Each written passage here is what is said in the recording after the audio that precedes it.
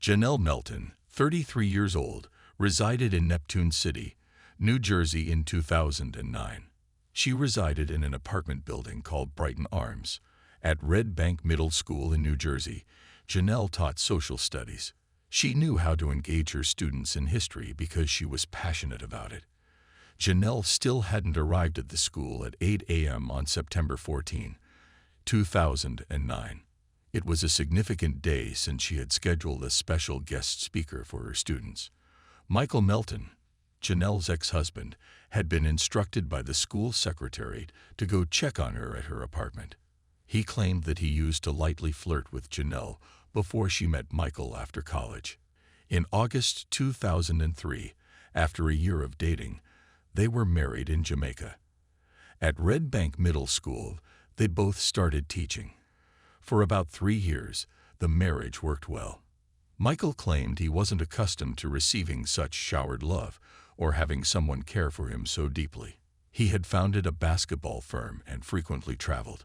In the end, Michael requested a divorce. Jonelle learned to appreciate her independence. The two of them continued to be friendly and spoke on the phone daily. Michael was informed by the school secretary over the phone that Jonelle had not arrived for work. He started his car and headed to her residence. In the driveway, he noticed Jonelle's car. He yelled her name as soon as he entered the home. She was on the floor as he entered her bedroom. Michael noticed what appeared to be blood on the nightgown Jonelle was wearing. He thought she had fallen when she was putting on her makeup. Invoking 911, he did. Michael recalled asking Jonelle what she had been up to. He reasoned that she might have hurt herself since she was unable to cope with the separation. Around 9:30 a.m., the ambulances arrived at Jonelle's residence. They realized she wasn't alive anymore right away. Investigators discovered that Jonelle had endured beatings and other forms of torture over time, perhaps in an effort to get information from her.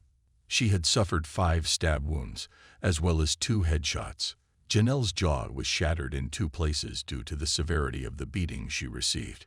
Due to the savagery of using the kitchen window as the site of entry, investigators assumed that at least 2 persons were accountable. Inside the flat, a footprint could be seen on the chair next to the window. The kitchen had been emptied out. Someone had opened the drawers and looked like they were going through the cereal boxes. It is believed that Jonelle's life was taken on the night of September 13. Within her bedroom, investigators discovered a tattered piece of duct tape that was likely used for binding. Near Jonelle's body, latex gloves and duct tape with blood on them were discovered. The proof was gathered and put away so it could be used in the future. Since Michael was the one who discovered her body first, he was questioned by the police.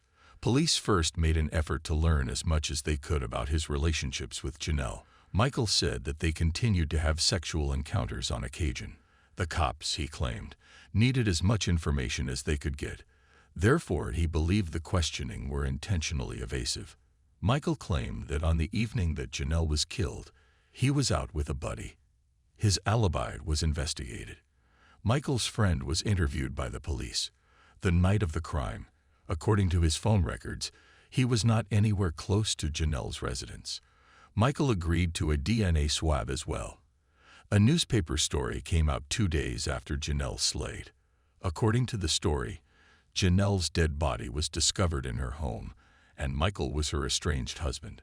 Michael became aware that some people believed he was to blame for her death after reading in the article that the divorce was scheduled to be finalized on October 6.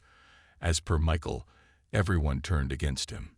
He was thought to be accountable by Jonelle's family, as well as by their coworkers. A lawyer was Michael's friend. He promised to represent him without charge. He was instructed not to talk with anyone. Michael saw a notice on his desk when he got back to work, stating that he was no longer allowed to teach or interact with students. Michael and his attorney met with the administrators of the school. While the investigation was ongoing, it was advised that he take a desk job. The DNA from the duct tape was returned on November 10, 2009, 2 months after Jonelle's body was discovered. There was DNA from Michael on the duct tape. The blood that was left behind had Jonelle's DNA, which was also discovered on it. Jonelle was attacked while duct taped to a chair, according to the investigation. When he discovered Jonelle, Michael claimed that the tape was stuck to his shoe, so to get it off, he used his hands, and for that reason, it had his DNA on it. Michael turned to booze and even considered suicide after realizing that no one thought he was innocent. DNA was also discovered on the pink lighter, but sadly the results were inconclusive. The material was sent to the medical examiner's office in New York City for further examination. Even a few months after Jonelle's murder, police were receiving new leads. One of the neighbors said he heard a big noise. The noise woke up her dog, the owner of the home stated. Near the unit, a tall black male who did not reside in the building was seen acting strangely. The fact that these neighbors had withheld this knowledge for so long infuriated a lot of individuals close to Jonelle. 3 years after the incident, on December 3, 2012, the authorities discovered they had a DNA match from the lighter.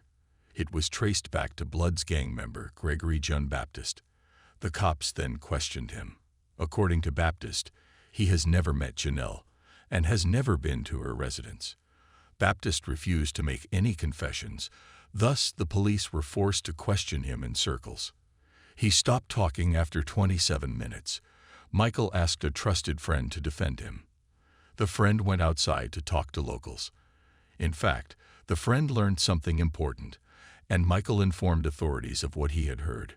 A narcotics dealer named David James, sometimes known as Munch, was reportedly wanted by gang members. Jonelle and David were neighbors. There was talk that David stashed away $15,000 in a freezer. His girlfriend overheard a group of partygoers discussing narcotics. They arrived at the wrong apartment under the impression that Jonelle was David's girlfriend.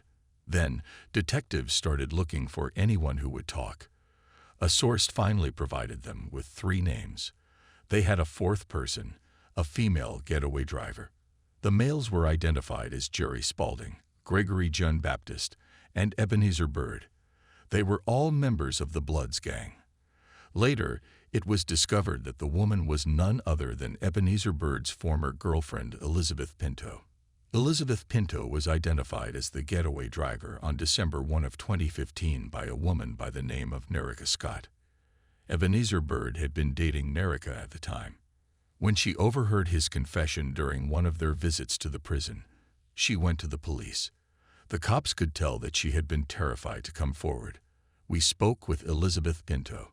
She also feared speaking. Finally, she acknowledged that she was the getaway driver and stated that Jonelle deserved justice. She claimed that the 3 males, who were all clothed in black, directed her where to drive. When Pinto was shown pictures of all 3 guys, she was able to name each one of them. She admitted that she had no idea where she was going. She agreed to provide the location where she had left them. She consented to testify against all 3 guys and admitted guilt to conspiracy. Additionally, Pinto was able to inform the authorities that all 3 males had donned latex gloves. Pinto dropped them off close by while observing them cross the street to the apartment. The 3 guys were each charged with murdering Jonelle, second-degree robbery, conspiracy, and possession of illegal weapons on March 23, 2016. All of them kept their innocence. On January 17, 2019, the trial began, and Elizabeth Pinto would become the prosecution's star witness. The defense tried to convince the jury that Michael was really to blame. According to the defense, there was still a ton of untested evidence. Prosecutors thought Jonelle was alone at home. The 3 males were all present when Elizabeth Pinto visited Bird's mother's house on September 13, 2009. They asked her to drive them over to the apartments at the Brighton Arms. Baptist came in through the window and dropped his lighter on the floor. He then allowed the others to enter by sliding open the door. Jonelle was in her room. They taked her to the chair before the attack. They discovered they were in the wrong apartment while looking for cash and narcotics. They probably shot Jonelle so she wouldn't recognize them. The 3 males were found at Jonelle's residence according to their phone records. They were all convicted of murdering Jonelle and of robbery, conspiracy, and using weapons. James Fair, a 4th guy, was also convicted of conspiring to commit burglary. He was the one who had first made the announcement that David stored his money in a freezer.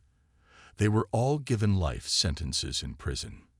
Elizabeth Pinto admitted guilt and received probation after being charged with conspiracy. Judge Joseph W. Oxley of the Superior Court declared that their 28-year crime spree was over. James Fair is currently completing an 82-year sentence for unrelated offenses. Connie Sadler, one of Melton's sisters, spoke to the judge about the victim's commitment to her line of work and her students. Connie claimed that Jonelle made teaching her purpose rather than just her profession. Jonelle, in my opinion, was aware that God had called her to be a teacher. More than just academic inspiration was what Jonelle aimed to achieve. In their hearts and lives, she hoped to have a significant and enduring impression. The three males committed an evil and diabolical act against her sister, according to Connie. Nevertheless, she said, I know Jonelle is a Christian, and I know she would want me to forgive them. I pray for them. I also ask God to have mercy on them. But every decision has an impact. Michael Melton sought treatment and is now concentrating on his basketball spotlight business. He claimed that after learning the truth about what actually happened to Jonelle, a portion of him felt relieved since he realized it was not him who had caused her to suffer. The other half is deeply distressed since she lost her life for a little bit of cash. My life is really not about me anymore, he said. It's about serving the community and making an effort to save lives. I get my motivation and sense of tranquility from that every day. I was given another chance, so I must make the most of this opportunity. 51-year-old Paul Stephen Jandreau lived in Moyock, North Carolina, in 2010. Stephanie and Christina were his daughters. Paul had a history of multiple marriages. Before leaving the Navy, he was a retired Navy chief. Paul reached the rank of Grand Master Chief. In the words of Paul's brother Mike, he was a good guy with plenty of close friends and family. At the time, Letitia Jandreau was his wife. At a kickboxing lesson in 2002, they became friends. Letitia, a 29-year-old bodybuilder and outstanding athlete, was also a competitive bodybuilder. In June 2010, she even claimed victory at the North Carolina Bodybuilding Championship of the National American Sports Federation. In Norfolk, Virginia, Letitia worked in human resources for a children's hospital. Although Letitia was said to be quite reserved, Paul was eager to get to know her. The relationship appeared to flourish after he suggested that they work out together. When he first met Letitia, Paul was married, but he was simply waiting for his divorce to be formalized. In many ways, Paul and Letitia were polar opposites, making them an unlikely couple. Letitia was quiet and timid, but Paul was gregarious. Following several months of dating, Paul proposed that Letitia move in with him. After completing his divorce in May 2003, Paul married Letitia a month later. They were described as being content and devoted to one another. Letitia began working with Blackwater Airlines in 2009 while continuing to prepare for her bodybuilding competitions.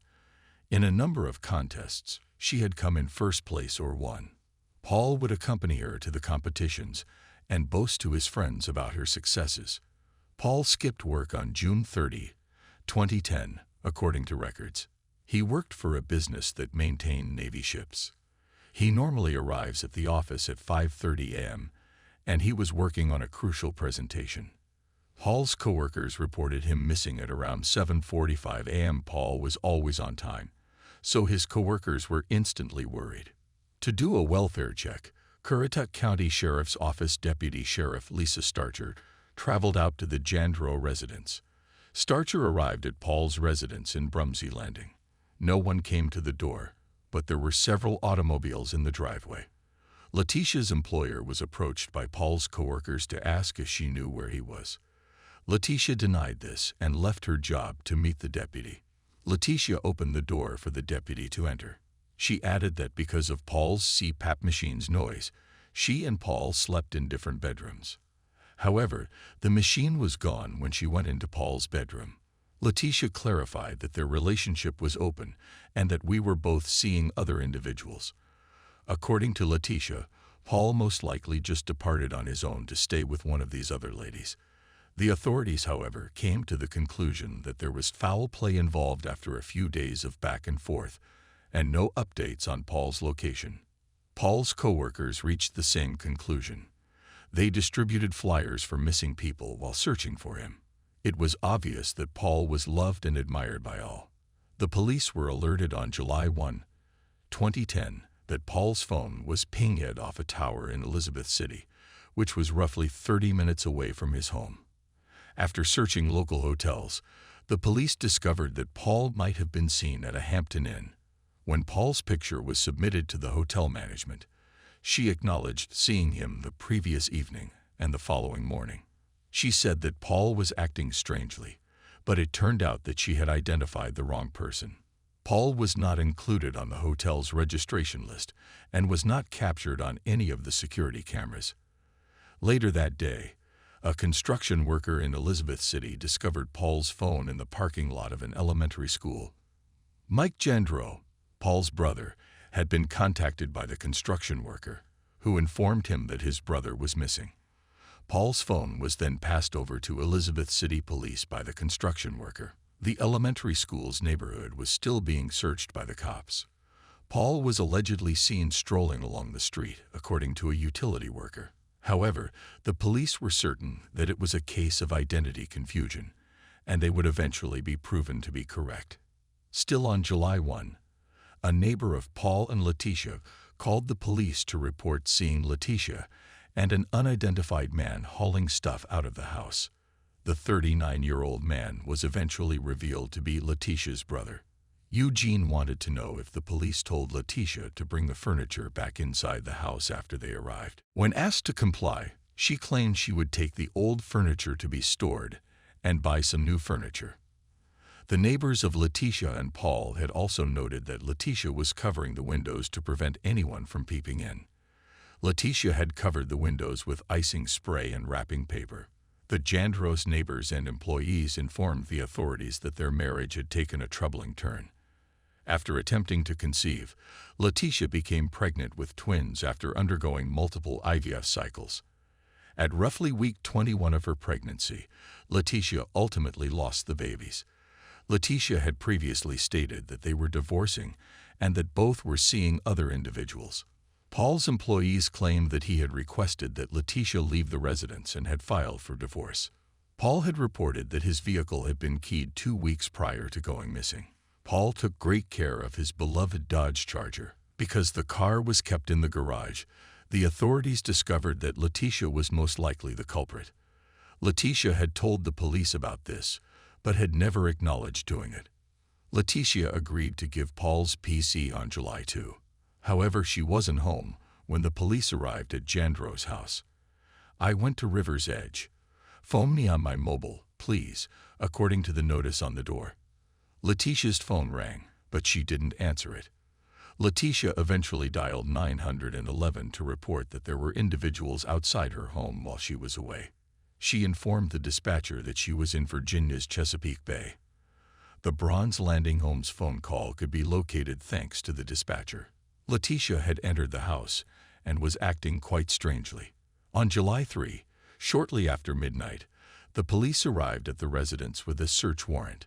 Letitia didn't answer the door. The garage door was opened when the police arrived, but it was blocked by a large amount of trash.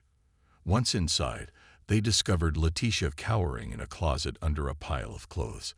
After being informed of her rights, Letitia stated that she had been hiding because she was concerned that people might believe she had done something to Paul. She refused to look at anyone and buried her head in her hands. During Letitia's interrogation, there were additional detectives searching the home. In an unexpected turn of events, the police discovered blood splatter, a bullet hole in the wall, and a bullet skid mark under a rug in the master bedroom where Paul was sleeping. The rug was glued to the ground with glue. The police located a blue toad in the garage. The toad's top was covered with tape and a shower curtain. When the cops took down the shower curtain, they could smell rotting flesh. Under numerous layers of plastic tape and cat litter, Paul's body was discovered.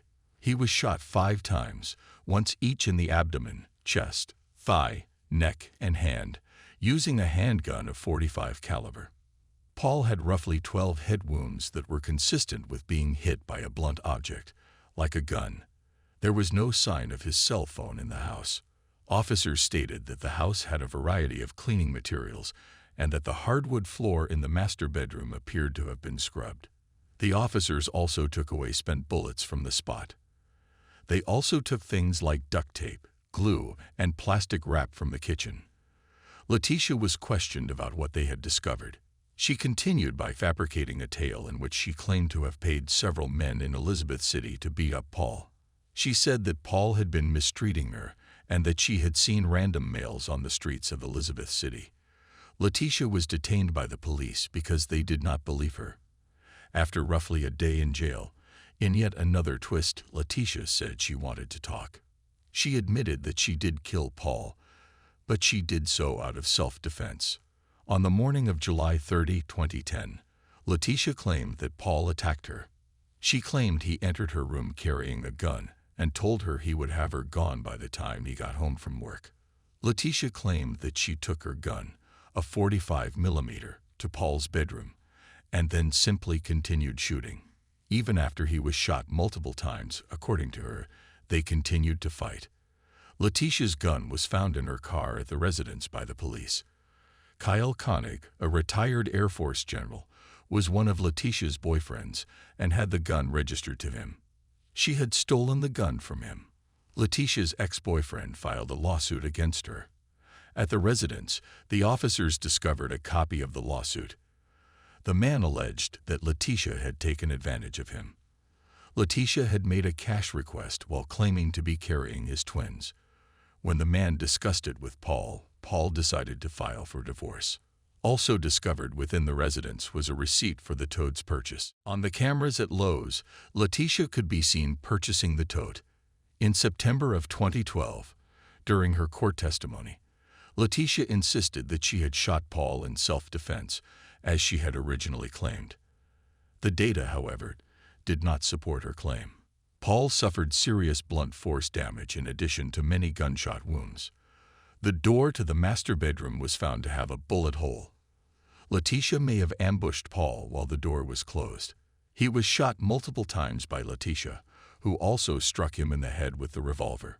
The lawyer and one of his co-workers claimed that Paul had also told them about a night when he awoke to discover Letitia slithering across his room.